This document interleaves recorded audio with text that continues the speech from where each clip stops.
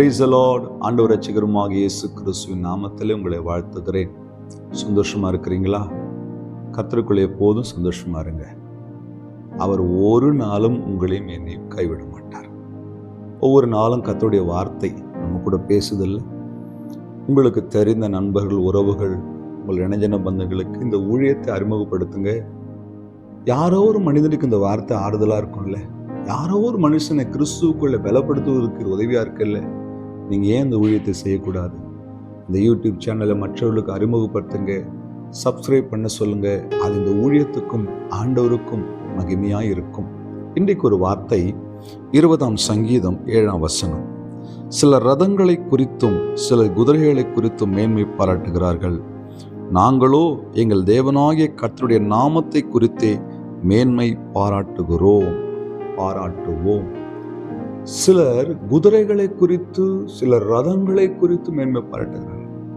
இன்னைக்கு நாம் வாழ்கிற உலகத்துல தன்னுடைய பலத்தை குறித்து, பணத்தை குறித்து, செல்வத்தை குறித்து, படிப்பை குறித்து மேன்மை பாராட்டுகிற ஜனங்களை பார்க்கிறோம்.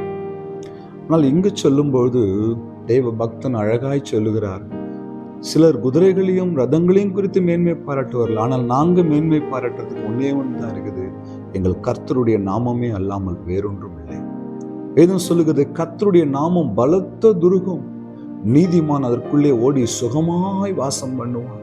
என் அன்பு தேவ பிள்ளைய, உங்களுக்கும் எனக்கும் வானத்திலும் பூமியிலும் எல்லாம் முழங்கால்களும் முடங்குகிற ஒரு நாமம் கொடுக்கப்பட்டிருக்கிறது. பிசாசுகள் நடுங்குகிற ஒரு நாமம், அண்ட சராசரங்களை ஆளுகை செய்கிற ஒரு நாமம், இயற்கைக்கு மேற்பட்ட ஒரு நாமம், ஜெயம் கொடுக்கிற ஒரு நாமம், வியாதிகளை விடுதலையாக்குகிற ஒரு நாமம், இயேசு கிறிஸ்து என்கிற நாமம். ஆகையால் தான் வேதத்துல சொல்லி இருக்கிறபடி யோவான்ல, என் நாமத்தில் நீங்கள் எதை கேட்டாலும் அதை உங்களுக்கு தருவேன். நீங்க கர்த்தருடைய நாமத்தை மேன்மை பாராட்டுங்கள். எனக்கு ஒரு மேன்மையான நாமம் கொடுக்கப்பட்டு இருக்கிறது. அந்த நாமம் என் வாழ்க்கையை மாற்றும். அந்த நாமம் என் வாழ்க்கையில அற்புதத்தை கொண்டு வரும்.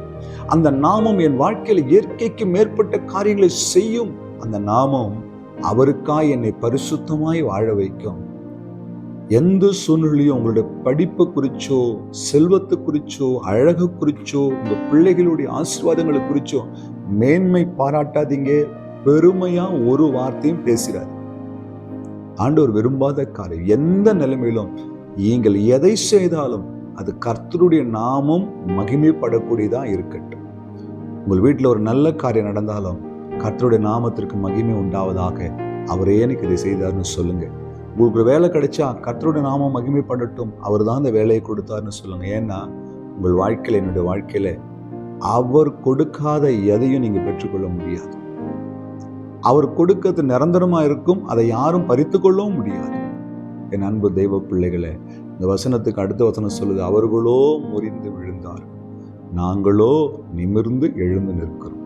ஆண்டவருடைய நாமத்தை மேன்மை பாராட்டுகிற ஒவ்வொரு பிள்ளைகள் வாழ்க்கையிலும் நிமிர்ந்து எழுந்து நிற்கிற அனுபவத்தை கர்த்தர் கொடுப்பார்.